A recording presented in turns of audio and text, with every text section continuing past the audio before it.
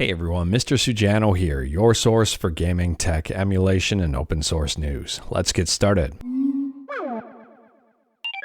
Alright, to kick things off, we're talking about Nintendo 3DS emulation.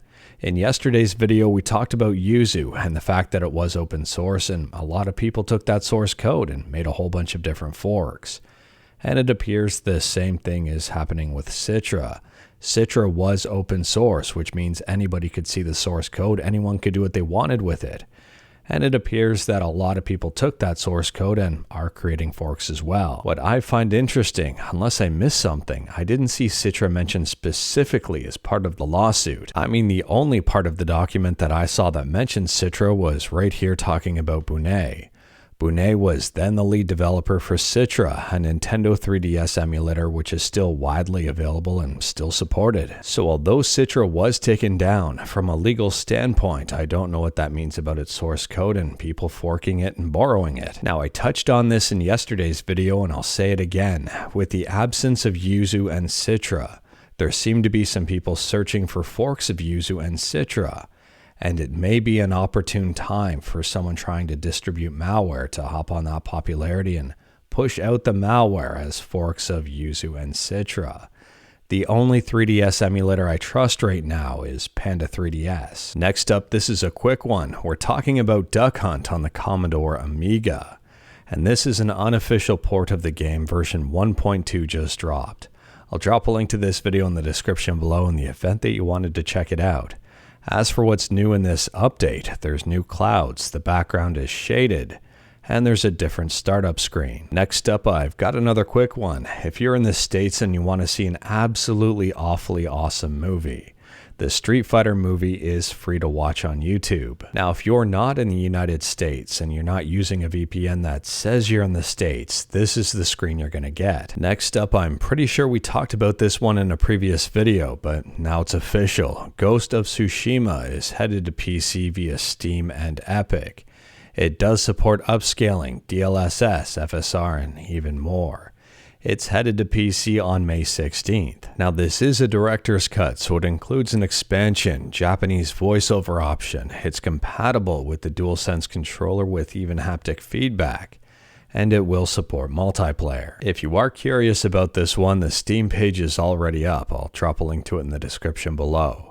Taking a look at the Steam page here, and I don't see any mention of Denuvo. Next up, we're talking about Xbox, and today Xbox had a half-hour partner preview for March. I'll drop a link to it in the description below, and I do recommend checking it out. They showcase a whole bunch of games here, including a brand new Stalker trilogy. It's called Stalker Legends of the Zone Trilogy, and it's already available. And fortunately, someone in the comments took the time to timestamp everything, so feel free to pause this video, and here is the list of everything that was showcased. Next up, we're talking about Roku, and it appears that Roku has applied a very aggressive tactic to get people to consent to their new terms.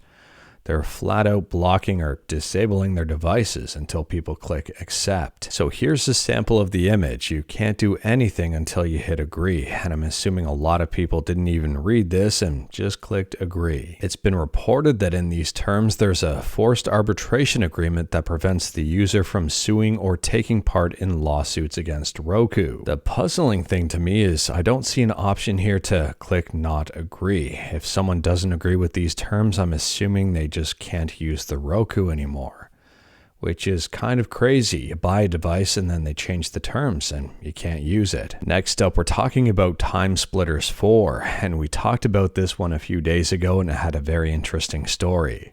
Apparently someone bought a PS3 off eBay, and on that PS3 was a Timesplitters 4 prototype. Well, it turns out that that story was actually real. The prototype is actually real. And the prototype has been dumped. I'm assuming it's only going to be a matter of time before the prototype ends up on the Hidden Palace. I'll drop a link to the video in the description below in the event that you wanted to see the game in action. Next up, we're quickly talking about Apple, Epic, and iOS, and you might as well get your popcorn out for this one. This comes straight from Epic today. Apple has terminated our developer account, and now we cannot develop the Epic Game Store for iOS. This is a serious violation of the EU's Digital Markets Act, We will continue to fight to get back on iOS. Epic goes on to say that Apple said one of the reasons they terminated their developer account only a few weeks after approving it was because they publicly criticized their proposed DMA compliance plan. I don't know why they'd cancel it over something like that. That seems pretty thin-skinned. I mean, if I didn't know any better, I'd argue that Apple is possibly trying to find any reason whatsoever to delay and stall and complicate the entire process, trying to frustrate Epic and cost them money.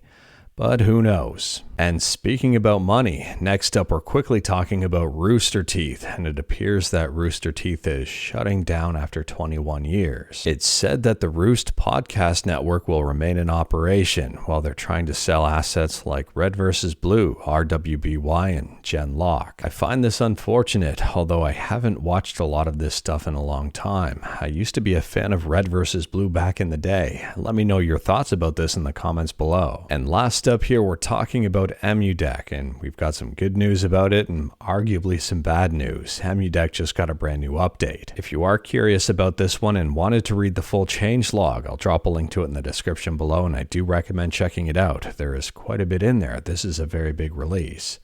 As for the bad news, I'll get to that first. There is no Yuzu and no Citra in this version of EmuDeck. Those emulators have been removed. But as for the good news, there is a lot of it. The GUI just got a fresh coat of paint. They say the application has been redesigned with a fancy new GUI.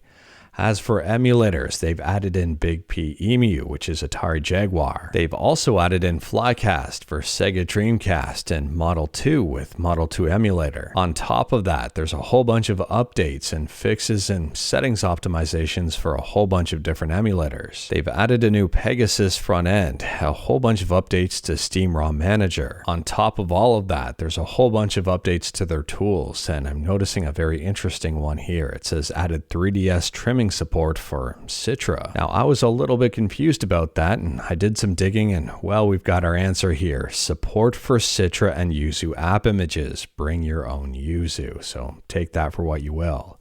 To summarize the updates, we've got Pegasus front end, theme selector for ESD and Pegasus, new UI and new SRM theme, emulator resolution selector, better Linux support, new emulators, Flycast, Big PMU, Model 2 and 3, new Steam input profiles, and Xbox and Nintendo layout selector. But anyways, that is all I've got for you in this one. Straight to the point, all stuff and no fluff. We talked about a bunch today. Let me know your thoughts about absolutely any of it in the comments below.